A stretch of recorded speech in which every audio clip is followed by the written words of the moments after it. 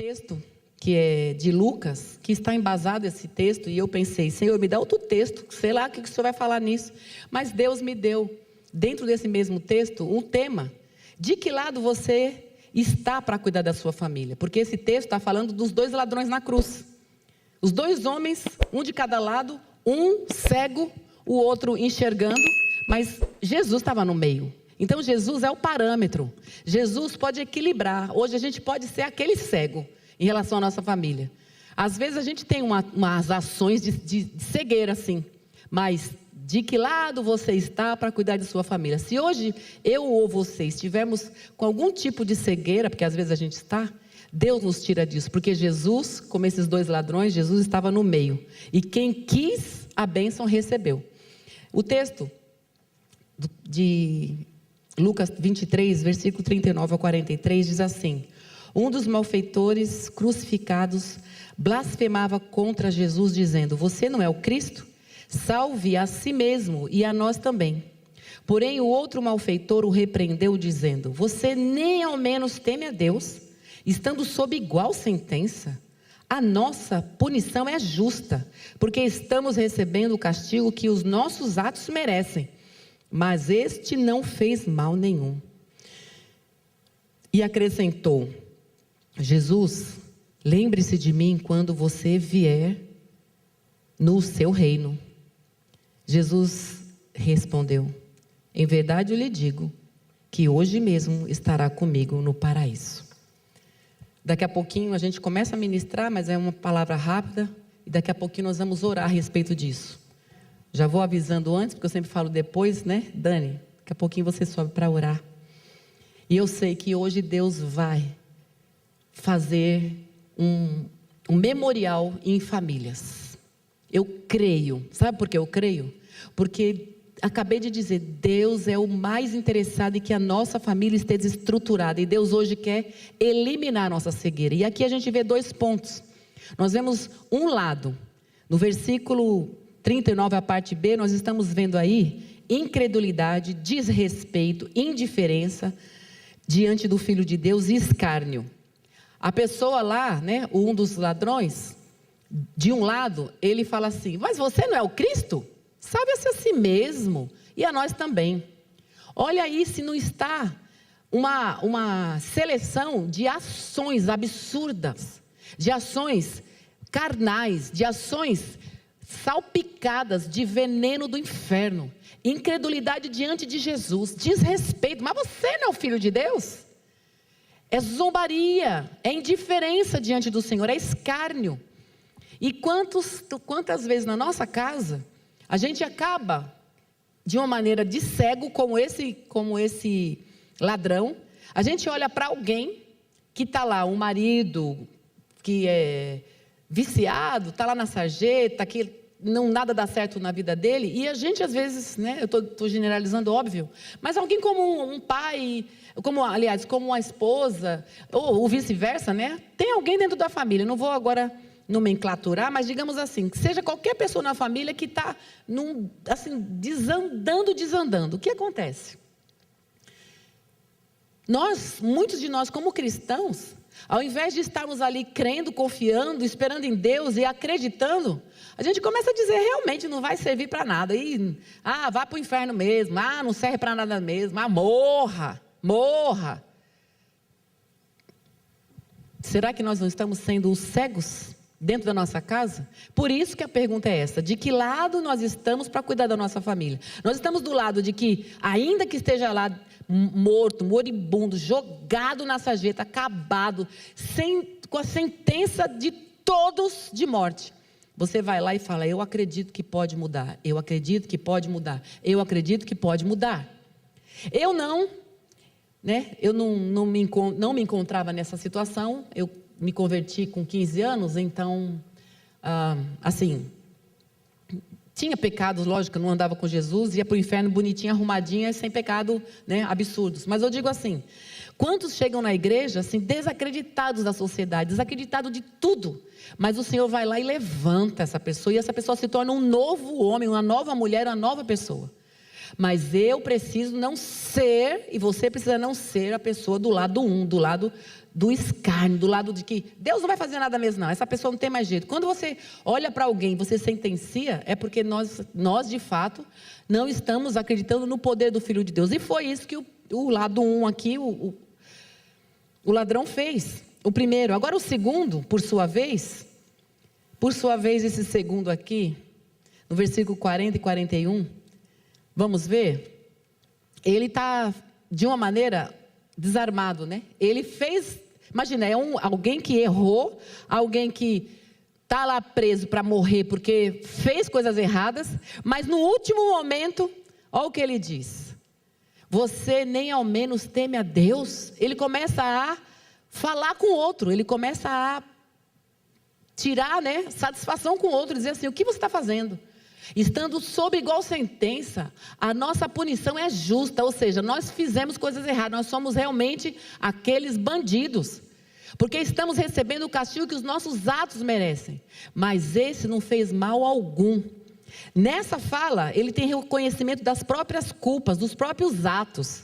Veja, é um bandido, é um ladrão, salteador, sabe-se lá o que ele pintou, mas nessa hora ele é humilde, ele se joga, se rasga e diz: eu não presto mesmo, por isso que eu estou aqui. Em outras palavras, é um reconhecimento que ele tem um reconhecimento dos seus próprios erros, da sua própria culpa. Ele tem aí uma mudança de comportamento no versículo 42. Versículo 42 diz assim: Jesus, lembre-se de mim quando você vier no teu reino. Quando você, em outra tradução, quando você entrar no paraíso.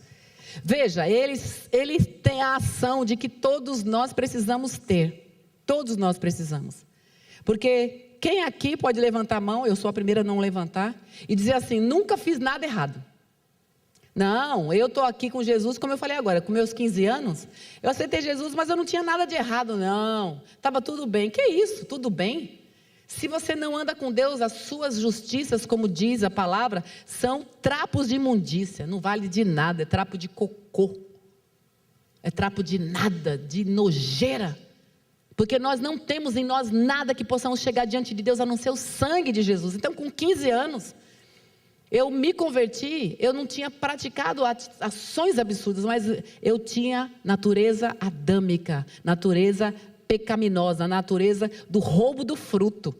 Então, queridos, essa ação desse segundo lado aqui, que o primeiro é o cego, o segundo é arrependido, aqui está deixando muito claro como nós devemos agir, como nós devemos fazer. Eu estou entendendo aqui que eu preciso primeiro olhar para mim. O primeiro cego lá, o primeiro ladrão, ele não olha nem para ele, nem para nada, e ele vai se descontrolando. Então, falando da família, a gente precisa olhar para nós mesmos. Quando a gente fica julgando quem está lá na sarjeta, ou uma pessoa da família que a gente acha que não tem mais jeito, nós temos que tomar a outra postura, olhar para nós primeiro e depois olhar para quem está precisando de ajuda. Porque assim, não adianta você apontar o dedo. Às vezes a gente precisa apontar, sim. Ficar dizendo que não vale nada, vai para o inferno, morra, está errado. Mas também ficar batendo nas costas: ah, tudo bem, também não. Nós temos que sim chamar para a realidade. A mãe chamar o filho, o marido chamar a esposa e vice-versa. Mas primeiro olhar para nós mesmos. E isso que foi que esse homem fez. E aí no versículo 42 ele fala isso: Senhor, quando o Senhor entrar no teu reino, lembra de mim. Ele reconhece que depois dessa vida desgraçada que ele teve, ele vai ter a oportunidade de andar com Deus. Querido e querida, se nós que estamos aqui, vocês que estão aí assistindo, se nós desejamos a salvação para nós e a gente acha que para os outros nem liga, para a nossa família, né? Não vou falar, passa na minha mente sobre outras pessoas, mas eu quero ficar aqui dentro de casa. Dentro de casa, se a gente não tiver interesse e se preocupar com que a gente esteja salvo e que a gente esteja vivendo a vida com Deus, para cuidar da nossa família, para que a nossa família ande com Deus também, que é o primeiro motivo da gente buscar Deus, é salvação. Quem somos nós?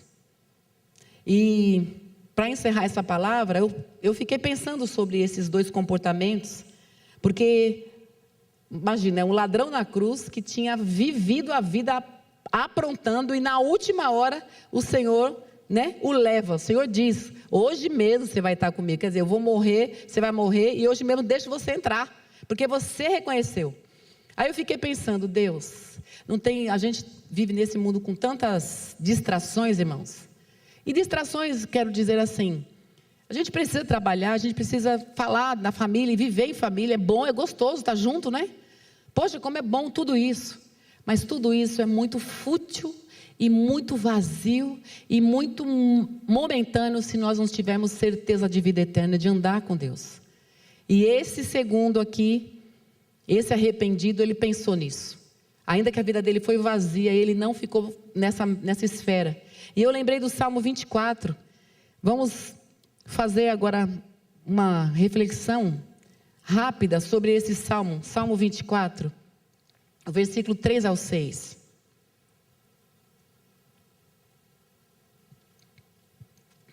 O texto diz assim: quem subirá ao monte do Senhor? E quem há de permanecer no seu santo lugar? E a resposta vem: o que é limpo de mãos e puro de coração, que não entrega a sua alma à falsidade, nem faz juramentos com a intenção de enganar. Este receberá do Senhor a bênção e a justiça do Deus da sua salvação. Esta é a geração dos que buscam a face do Deus de Jacó. É do 24, é o Salmo 24, do 3 ao 6. E aqui, se você de repente estava desatento, de repente não compreendeu bem o que seria ser um cego, ser um ladrão cego que não enxerga nada, se você não compreendeu o que é ser o ladrão arrependido, que reconhece, que se humilha, que reconhece o senhorio de Jesus, que reconhece que está errado mesmo, e que se joga diante do Senhor, se você não compreendeu nada disso, eu peço que você preste atenção agora e compreenda como é que a gente entra no reino de Deus. A gente está vivendo um tempo, irmãos, de que muita gente está pregando o evangelho mentiroso. Nós estamos vivendo um tempo de oba-oba, de sincretismo religioso. Nós estamos vivendo uma época de cruz de plástico. Eu lembro, há muitos anos atrás, o Joel começou a falar sobre isso nos cultos. O que é cruz de plástico? O que é isso? É um evangelho que não tem peso. É um evangelho que não se paga um preço. Jesus Cristo morreu na cruz, e isso não é história para boi dormir, isso não é historinha infantil para a escolinha dominical, isso é uma realidade. Jesus deu a vida dele, cada gota de sangue foi por nossa causa, e hoje o diabo sabe disso, que quem se apropria dessa palavra, tem o nome escrito no livro da vida, anda com Jesus, respeita a Deus, independente do mundo querer, não querer, mãe querer, pai querer, quem quer que seja, e Deus honra, e o diabo fica tentando nos colocar com cruzinha básica. Andar com Deus é básico, eu faço bem do jeito que eu quero. Não. Aqui, traz bem, me permita dizer, eu não falo isso querendo maltratar ninguém, mas aqui é um tapa na cara de quem anda com a cruz de plástico e quer viver do seu jeito a vida com Deus. Nada disso. Ninguém jamais vai viver do seu jeito. Você quer fazer o seu curso? Você quer cada dia melhorar? Quer falar 3, 4, 5 línguas? Você quer melhorar suas finanças e trabalhar em 200 empregos e viver uma vida para essa vida? Fique à vontade, faça mesmo, todos que querem, façam mesmo. Vivendo bem bom, né? Hoje não está podendo, mas viajando para lá e para cá, tendo tudo de bom. Deus é Deus para dar a riqueza nessa terra, mas eu pergunto, o que adianta ganhar o mundo inteiro e perder a alma?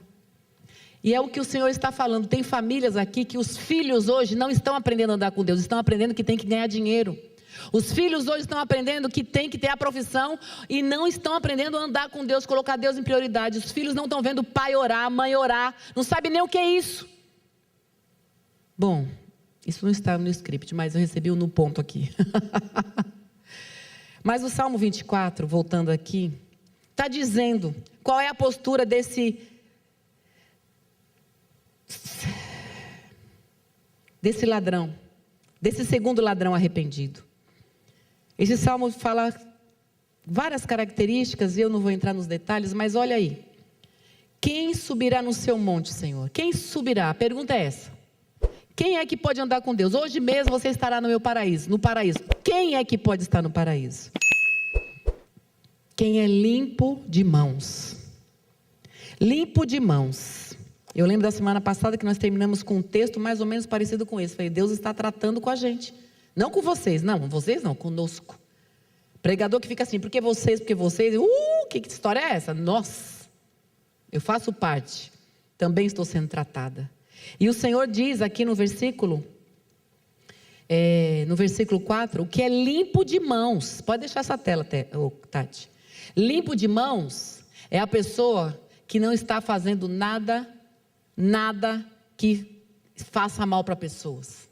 Limpo de mãos, ações que pode fazer escondido, que pode fazer na frente dos outros, porque não se esconde, é limpo na sua ação, faz coisas boas que agradam a Deus. Aí o texto fala sobre, o versículo ainda fala sobre o que é puro de coração. Puro de coração, cada uma dessas coisas aqui, cada uma dessas características, caberia aqui um estudo para cada uma. Por quê? Porque a Bíblia está recheada de textos. Quem é puro de coração? Que não deseja mal para os outros, que faz as coisas boas para os outros, que não malda, né? Que não fica maldando. Uma pessoa tem uma ação, gente, olha, vai entrar no céu só quem é Jesus Cristo, limpo de mão, puro de coração. E aí a outra parte diz que não entrega sua alma à falsidade, ou seja, é uma pessoa verdadeira. Como os cristãos hoje têm muita mentirinha branca. Ainda ontem, foi ontem de manhã no devocional, estava aqui, e depois chegou uma irmã que estava participando aqui, e ela comentou, ela tinha, alguns anos atrás, um emprego e ganhava muito bem, mas ela disse que qual era o principal trabalho dela? Mentir. O principal trabalho dela era, no call center, mentir. Vendia um determinado produto, e aí eles faziam o dia inteiro, ela disse isso para mim, eles faziam o dia inteiro de treinamento para saber mentir direito, para enganar os clientes. E ela falou assim, Senhor, eu orei tanto pedindo emprego, mas agora eu não posso ficar nesse emprego, não dá. Mas ela precisava cuidar da casa dela, ela precisava manter a casa dela, ela orou, ela disse que orou 1 ano, porque ninguém manda ninguém embora. Eles fazem um terrorismo mental, realmente, mas ela diz assim, que todo mundo que não aguenta tem que sair. E todas as conversas são gravadas, então ela não podia mentir, desmentir, porque era gravado. Enfim, mesmo assim não mandava embora, só fazia aquele terrorismo em cima da pessoa. Resumindo, ela disse, Senhor, me ajuda. Falei, como é que eu posso? Eu sou crente. E ela ficou lá até que ela falou assim, que não teve jeito, que ela não queria pedir a conta, porque realmente tinha toda uma questão, enfim, não vamos entrar no mérito. E ela depois comentou que aí acabou, sem ninguém entender, eles mandaram ela embora. Disse que ela não estava adequada ao trabalho. Isso não acontecia. Bem, enfim. Ser verdadeiro é perder. Ser verdadeiro é, se precisar, perder. Seja o que for. Seja o que for. Ser verdadeiro não é aquela coisa do sincericídio. Lembrei, a Carmen fala às vezes, né? Que a gente tem uma amada nossa que brinca muito, não fala isso, mas... aquela coisa da sinceridade, sabe? Que sincero demais, que machuca. Não, isso é sincericídio, né, Carmen? Aprendi com a Carmen isso. Não é isso de, eu falo mesmo, seu cabelo está horrível, vou falar que está horrível. Não, gente, nada a ver, não é isso. Ser verdadeiro é ter a vida verdadeira. De precisar falar sempre o que é verdadeiro, porque sempre vai ser uma pessoa confiável. E eu estou gastando tempo com isso. Por último, aqui diz, que não faz juramentos com intenção de enganar. Aqui está falando de, assim, pondo tudo na mesma palavra, se faz tudo sem intenção de enganar, é um caráter transformado. Sabe, pessoas que vivem tentando enganar, tentando ganhar vantagem, meu Deus, nas profissões por aí afora, quanta gente falando mentira. Quanto advogado defendendo ladrão, defendendo bandido e falando um monte de coisa, mentindo e ainda também enganando. Bom, não vamos Vamos continuar por aqui, porque tem muita coisa para falar nesse texto. Eu faço esse desafio, pega esse texto aí, esse capítulo do Salmo, né, o Salmo 24, eu faço esse desafio, pega esse texto e começa a procurar, cada palavra que está aqui, começa a pensar, o que é limpo de coração? Nas rápidas palavras que nós falamos, começa a pesquisar na Bíblia o que é ter coração limpo. Vai na Bíblia, vai lá no Google, o Google também ajuda. Vai lá, procura na Bíblia lá, todos os textos que falam de coração limpo, todos os textos que falam de caráter transformado, todos os textos que falam de vida ilibada, de vida que fala a verdade, de pessoa justa, de pessoa que tem o coração limpo e que fala a verdade, etc. Vai procurar. Sabe o que vai acontecer no final desse seu estudo, nessa sua procura? Eu fiz isso, eu faço, e cada um que faça. Nós vamos dobrar o joelho e falar: Senhor, eu tenho esse erro. Senhor, me perdoe. Nós precisamos, porque ainda que nós aqui e aí nos sintamos, nós somos o arrependido. Tem o lado do ladrão, que é o cego, e tem um ladrão arrependido. Eu sou o ladrão arrependido. Todos nós somos ladrões. Cada um está de um lado. Todos nós pecamos e erramos. Então, um se arrependeu, o outro não. Então, nós estamos todos arrependidos. Ok. Só que mesmo arrependidos, tem lugares, tem momentos em que nós somos cegos. Consegue entender o que eu estou dizendo? Porque eu sei, eu pedi perdão a Deus. Aliás, dentro desse texto aqui, já tem alguma coisa que sempre pega, eu estou sempre falando: Senhor, me transforma. Senhor, me muda. E quando eu penso que não, eu estou lá. Falei: Senhor, eu preciso dessa mudança. Para concluir, e a Dani pode subir aqui para a gente orar, nós vamos, depois de tudo isso, o texto que foi lido no domingo. Hebreus 4:7. Depois desse texto, e através desse texto que nós vamos orar. Vamos ficar em pé? Hebreus 4:7 diz: